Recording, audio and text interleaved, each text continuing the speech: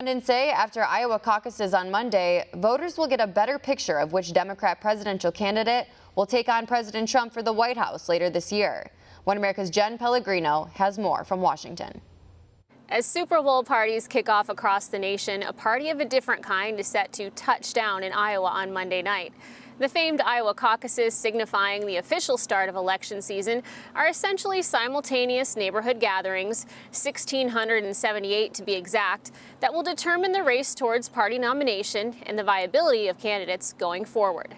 Specifically, the 11 Democratic candidates who will battle it out to earn at least 15% of the vote and ultimately win their share of Iowa's 41 delegates. Only 6 out of our 50 states participate in a caucus versus a primary.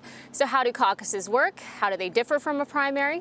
A caucus is really interesting because you get to participate in democracy in a different way. It's much different than a primary, which is really a simulated vote. A primary, you just go in, you vote like you do in a general election, and you leave. In a caucus, you really get to hear from people about why they're supporting this candidate or that candidate in particular. In the Iowa caucus Monday night, caucus goers meet at a designated location within their precinct. This could be a school auditorium, a community center, and in some cases even private homes. Unlike a primary where voters cast a secret ballot, caucus attendees will physically stand in the corner of the room devoted to their preferred candidate. The size of the group must equal 15% or more in order for that particular candidate to be considered viable. Supporters of candidates falling short of that 15% must then join another group. In the last caucus, I caucused for Martin O'Malley. I did that on purpose because I wanted to be wanted. And so I was interested to say, like, I'm not really sure who I want to support yet, but if I go to Martin O'Malley, he won't be viable.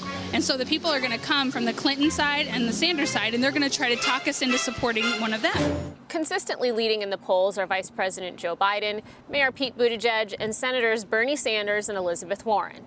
A key indicator that's missing, however, the Des Moines Register poll. The highly anticipated and historically accurate survey was scrapped after it was realized that Mayor Buttigieg was overlooked in the interviews. The network says that there was a potential issue with how their interview was conducted. CNN quotes a source familiar with this decision. They say that a respondent reported that one of the operators was talking to someone on the phone, listed the 2020 Democratic presidential candidates, and did not mention former South Bend, Indiana Mayor Pete Buttigieg. One terminal at that call center had the font changed, which then cut off the last line of the random list of names, which was Buttigieg's name. Now, CNN and the Register doesn't know if this only happened once or if it happened multiple times, so they decided to just play it safe and not release the poll. While speculation is abundant as to who will be the frontrunner, viewers should keep an eye on the first expression of presidential preference, likely to be announced Monday night or Tuesday morning. 7 out of 10 Democratic caucus winners have gone on to become the party's nominee.